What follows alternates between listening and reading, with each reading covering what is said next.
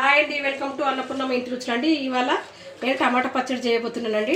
దానికి కావాల్సిన పదార్థాలు టమాటాలు అండి, 1/2 కేజీ టమాటాలు, జీలకర్ర, నువ్వులు అండి వేయించి పెట్టుకున్నాను, 2 వెల్లుల్లి రెబ్బలు అండి, కొత్తిమీర, పచ్చిమిర్చి, 10 పచ్చిమిర్చి అండి, కొంచెం కరివేపాకు అండి. ఇప్పుడు స్టవ్ ఆన్ చేసుకొని బాండి పెట్టి 5 టేబుల్ స్పూన్ల ఆయిల్ పోసినండి. కొంచెం ఆయిల్ ఎక్కువనే పడుతుందండి పచ్చడి కాబట్టి. ఇప్పుడు పచ్చిమిర్చి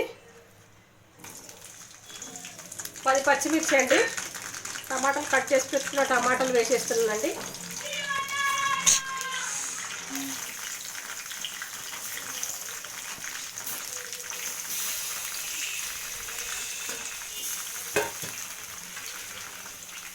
కొంచెం కొత్తిమీర అండి, కొంచెం కరివేపాకు అండి,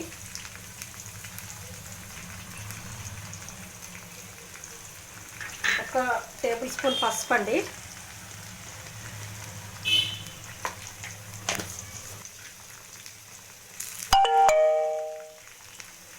కొంచెం మగ్గే వరకు మూత పెడుతున్నానండి.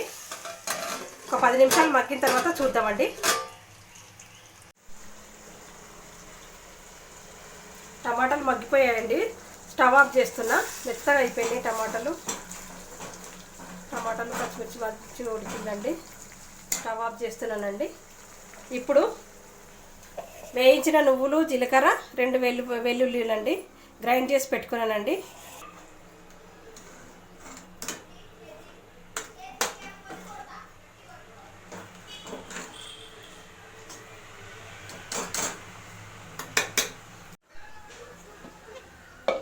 సరిపడా ఉప్పు వేస్తున్నానండి. ఇప్పుడు గ్రైండ్ చేసుకుందామండి.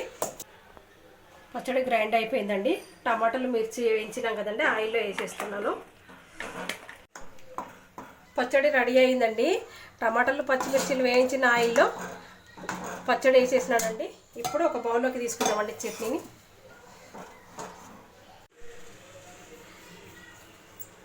టమాటా పచ్చడి రెడీ అయిపోయిందండి.